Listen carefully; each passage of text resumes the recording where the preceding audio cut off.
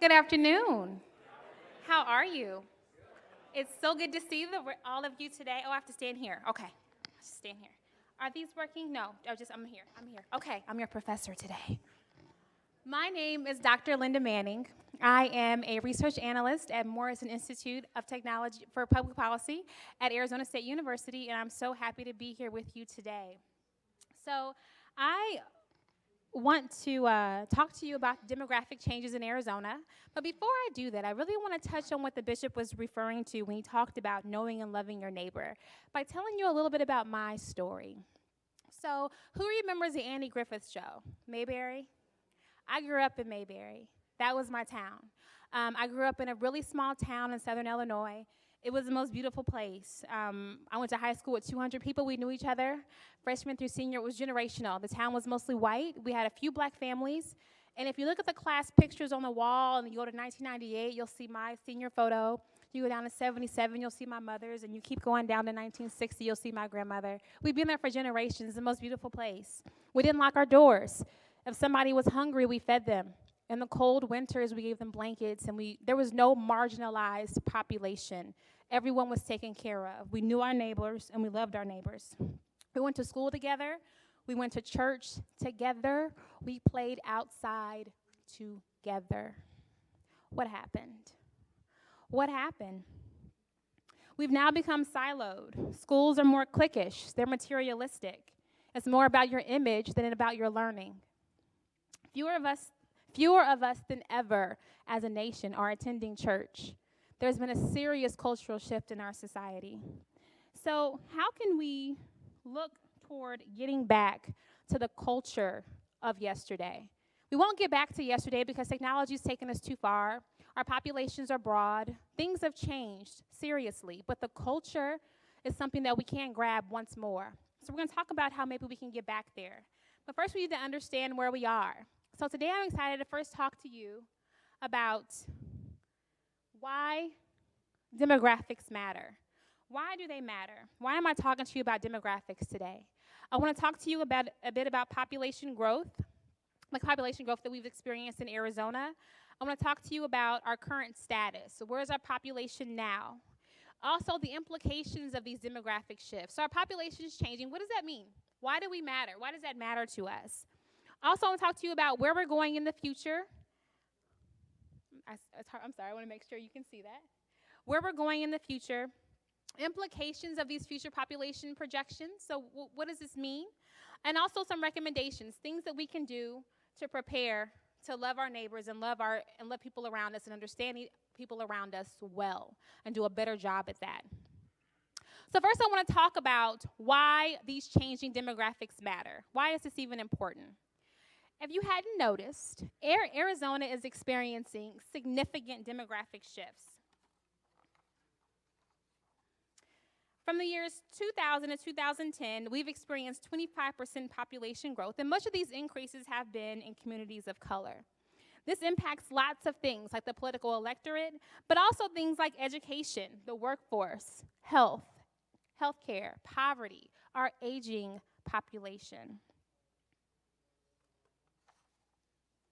I want to first talk to you about the growth that we have experienced in these past years since 1970 by examining Arizona's growth.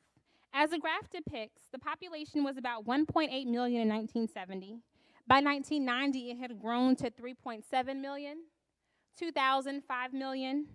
In 2014, we currently sit at about 6 million. This growth represents a 272% increase since 1970. How many of you would like a 272% increase in your annual salary? So our population has nearly tripled since 1970 and nearly 5 million in the last 44 years. It's pretty remarkable. If we look at things in Maricopa County alone, we notice very similar trends. Our population from 1970 has increased at the same rate. In 2014, we're sitting at 4.1 million. This represents a 318% increase. 3 million of Arizona's growth out of the 5 million was in Maricopa County alone. That says a lot about where we're sitting right now. If we bring Pima County into the fold, we see clearly that they too have experienced growth, but it has been much more steady, still significant. They have had a 181% increase since 1970. If we look at where most of us are residing in Arizona, 3 out of 5 of us reside in Maricopa County. 3 out of 5. More than 80% live in the Phoenix and Tucson metropolitan area. So that is where we're currently residing. Now, if you look at down here are all of the counties and their growth. So all the growth has pretty much been happening in this area. So it's been experiencing a lot of growth, but not a lot of growth in our rural areas. This does not mean that we ignore rural Arizona. This just means that we need to know where to focus our efforts, and that rural Arizona has specialized needs that we need to make sure we attend to. Moving on, we see that the change in population, again, is due to Latino growth. We owe much of this growth to the Latino population. Much of this speech will be about the brown and the gray. I should have named it the brown and the gray. This graph depicts the percentage of population growth for Latinos and whites in 3 decennial periods. From 1980 to 1990, the 26% population growth was among Latinos and 63% was among whites. So people were coming to Arizona, they just weren't Latino back then. If we move on from 2000 to 2008, we see that this relationship is the inverse. Here, Latinos represented 49% of population growth, while whites only contributed to 37%. So here we see that there's been a big inverse in who's coming to Arizona. So Arizona is currently at what we call a demographic tipping point. 44% are non-white, 31% are Hispanic, and the child population is becoming the majority minority. In 2010, Arizona was one of 7 states where the majority of children were children of color. That was 5 years ago. High population rates are also among the American Indian and Alaska Native descent. Arizona does a tremendous job in trying its best to maintain the heritage of Native Americans. We're very unique in that sense. Arizona is really, I think Arizona is doing a pretty good job with that. We could always do better. But we are one of very few states who recognize that population in the way they deserve to be recognized. In 2008, Arizona had one of the largest, what we call racial generation difference gaps in the country. So what does that mean? We in think tanks like to sit around and think about really fancy terms. All that means is the older population is white and the younger population is non-white. There's this generation gap. So here we see clearly the racial generation difference gap in Arizona. Among ages 19 and younger, 21% are whites and 41% are Latinos. So our aging population is definitely our whites, and our younger population are Latinos. We'll talk about what this means for us in just a moment. The median age for whites is 24 and Latinos 25. Again, just stressing this point where our generation is going right now. When we look here at the percentage of non-white to whites in Arizona, this is just more data that shows you the differences. As you see here, those under 18, the blue bar here is representing the non-white population, and the red is representing the white population. So as you can see here, disproportionately, the younger generation is non-white, where the older generation is white. But they're still pretty significant. So they're still out there, and we need to make sure we take care of them. We'll talk about that in a little bit. If you look at Maricopa County, a similar trend emerges, where the younger generation is disproportionately non-white and the older generation is disproportionately white. But again, still a significant part of the population, just aging out. So what does that mean when we have all of our older people in this area and our younger people are in this area and they don't have the resources of yesterday? Who's going to take care of these people? And when this generation gets to be this age, who is going to take care of that generation? So we're going to talk about that in a little bit. If we look at Pima County, we see a similar trend among the young and the old. Our rural communities have the same trend. So if we look at poverty is going to be a very good indicator, a very good marker of where we need to focus our attention, because so much rides on poverty. In Arizona, age emerges as a risk factor of poverty. The blue bars here represent the poorest of our neighbors, those living below the poverty line. Poverty in Arizona disproportionately affects our younger generation, as you can see here. There's an emergency warning. That's what everyone's phone's going off for. Which is also our largest generation and largely minority. Apparently there's a dust storm. There is a dust storm warning in this area till 4 o'clock. Just so you know, avoid travel. We're all in this building, so God is with us. Okay. Check your travel media. All right. So what this is, of course, saying here is that the poverty is disproportionately affecting our young people, and that's actually also the biggest group of people. So these people, again, are aging, and what happens when they get older and they don't have the resources. If we look at Maricopa County, a similar pattern emerges, where it's affecting the young disproportionately. The same thing's happening in Pima, and the same thing is happening in our rural communities. So this is the juicy stuff. What does all of this mean? I just gave you a whole bunch of stats and data and told you over and over again that our young are non-white and they have a lower socioeconomic status, and our older people are white and they have a higher socioeconomic status. So what does this mean for us? Why should we be paying attention to this? The implications of the impacts of these demographics. There have been lots of implications and lots of reactions. We're going to start with an example of one policy reaction that you might remember from 2010 called SB 1070. One impact of the changing demographics has been the creation of this policy. If you don't remember, Senate Bill 1070 requires police to determine the immigration status of someone arrested or detained when there is reasonable suspicion that they are not in the U.S. illegally. And this bill has had lots of different arguments, but mainly there's been two dichotomous arguments in the reaction to this bill from people around the state. So the first argument is Latino immigrants are taking jobs from Americans, and they are not integrating into the American mainstream. One very strong argument for this bill. The other argument is Latino immigrants take low-paying and dangerous jobs that many Americans shun. Also, Latinos are concerned about the potential for racial profiling and violation of human rights associated with laws such as SB 1070, so they're not in a real hurry to break the law, and they're also not in a real big hurry to come here like they used to. So that is the counter-argument of that. But this is just one example of a reaction from a bill like this because of these changing demographics. Another impact, similarly, is on the political electorate. If we look at these changing demographics, we are sure to have an impact on this political electorate.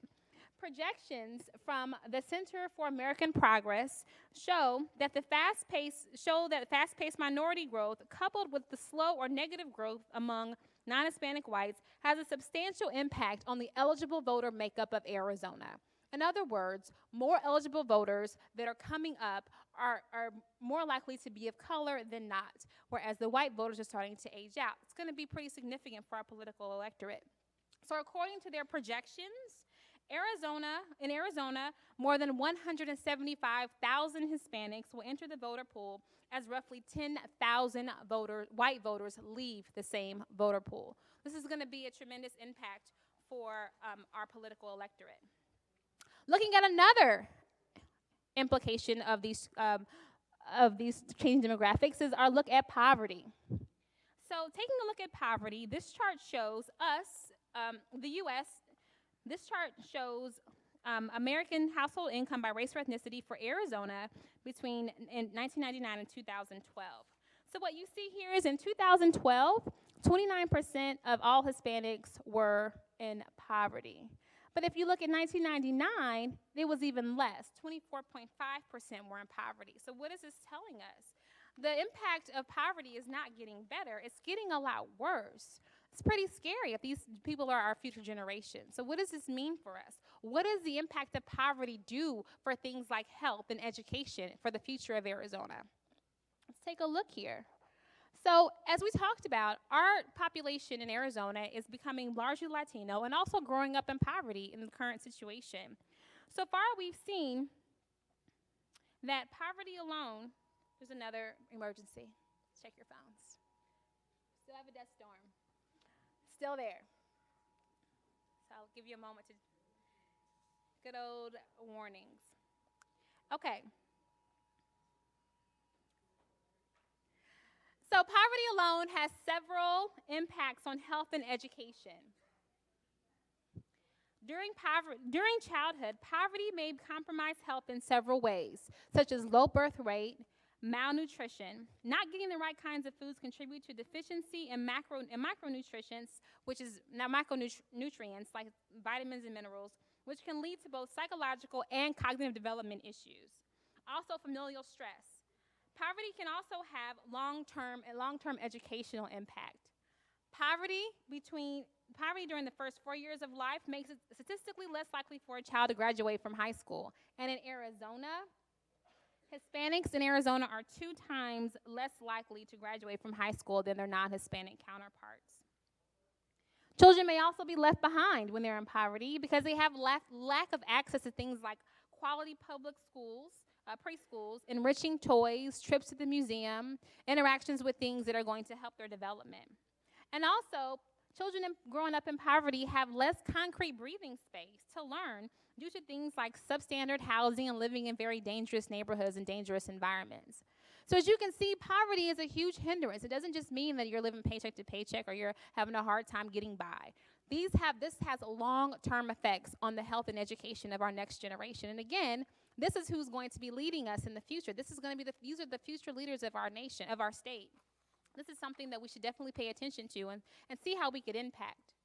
Looking at the impact of the workforce, Dan talked to you about the workforce already. A poorly educated population yields an unskilled workforce, plain and simple. And Dan described that without a skilled workforce, you cannot attract new businesses. I don't care how great your tax breaks are or how beautiful our weather is most of the time. Businesses won't come here if we don't have a skilled workforce. So we have to make sure that's something that we pay attention to. I'll get to those implications in a moment. National level data from the Department of Labor is what you see before you. This is national data, but it does mirror Arizona trends. This gives us a nice look at employment and earnings by race. So what you notice here is of the percent who are employed between whites and Latinos, it's pretty equivalent. Latinos and whites are employed at pretty much the same rates. But where you start to see the differences here is among college graduates. This is staggering. Yes, ma'am, thank you. So 36.1% of whites have college degrees compared to 16.7% of Hispanics. And this is really seen when we look at the weekly earnings between the two groups.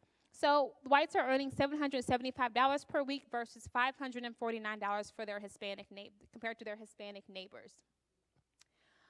Demographics in healthcare, their impacts on healthcare as well. And then we'll talk about what we can do to help in these areas. So the information on healthcare is here. The growth in the population will require the increased need for healthcare than our previous populations for many reasons, right? So our aging population is aging out. They need someone to take care of them. Again, if our younger generations are in poverty and if they don't have the skills, then we don't have people to take care of our aging population. In addition, Social Security is running out. So we need to do something about the growth in population. This is particularly true for those who have barriers to healthcare, such as insufficient health insurance coverage, people who have a distrust in the medical system. It's very widely known that culturally there are groups that have distrust in the medical system. They don't trust going to the doctor or going to the local hospital when they have something going on with them.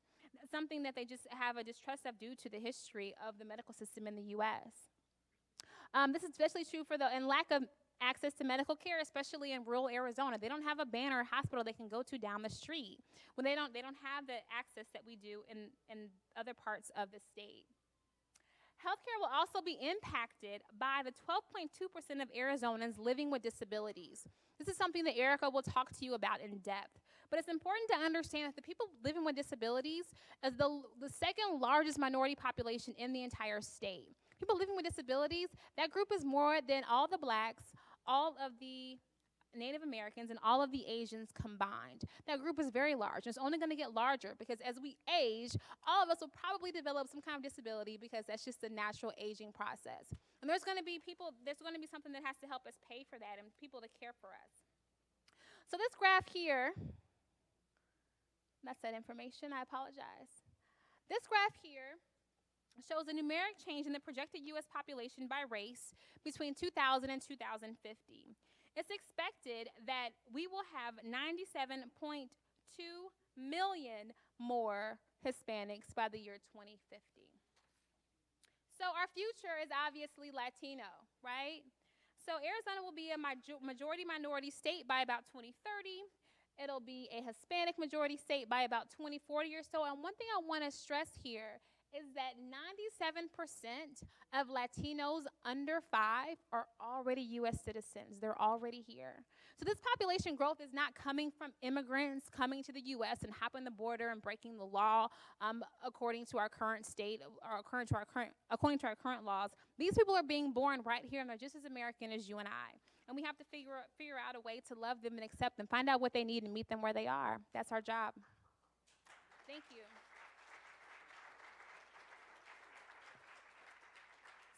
Thank you so much. Almost done here. So we have some recommendations.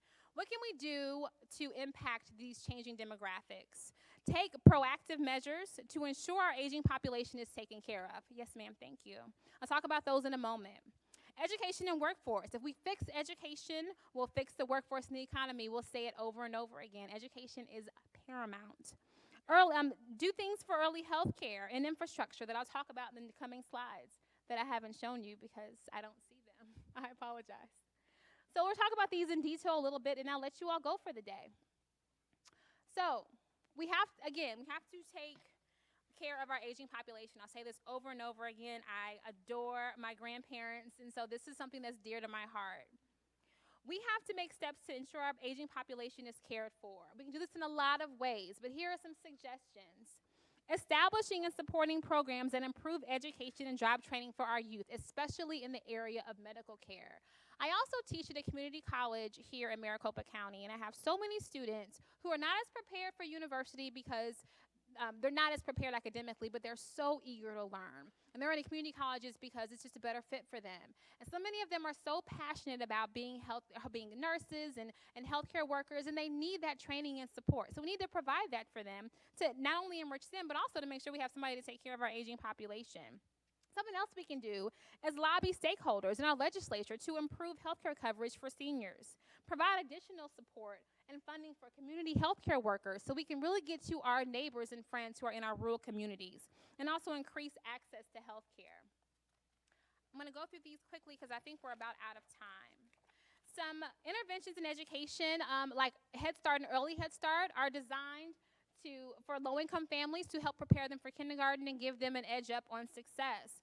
They're already there. So my recommendation is that we don't ask the government for more money. We don't have this long talk about who pays for what. We start with what we have. We have great programs that are underutilized. If we can get this outreach and let people know who are in need, let's just start there. Then we'll figure out the money part later. But we have a lot of things that are already in place that we can take advantage of.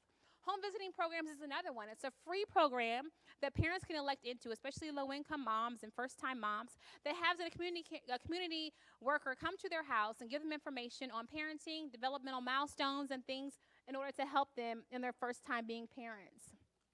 Some things we can do with infrastructure, and this is important. We can continue to support businesses and organizations that provide services for Spanish-speaking customers, things like banks, retail stores, government offices, recreation spaces, and places of worship. I was so happy to see that on your website you all have 7 congregations around the valley that offer Spanish-speaking services to our Spanish speakers. We can do things like that and start there, meet them where they are. Conclusions here, just to recap. Arizona's growing a whole lot. Very exciting. Most of these people don't look like people that were here before, right? The population is concentrated among these different groups. These are the applications that I talked about. So the recommendations are to really empower and provide support to changing populations where needed. Someone asked in the other group, well, what do we do? Because a lot of these people in Arizona now don't speak English. And what do we do about that? We don't even speak the same language. How can we know our neighbor and love our neighbor? We don't even speak the same language. And I asked him, I said, what language is this? Start here, right? Universal. Holding the door open for someone, waving at them, smiling at them. That's universal. Let's start where we are. We'll figure out the language and the dollars later. Thank you so much.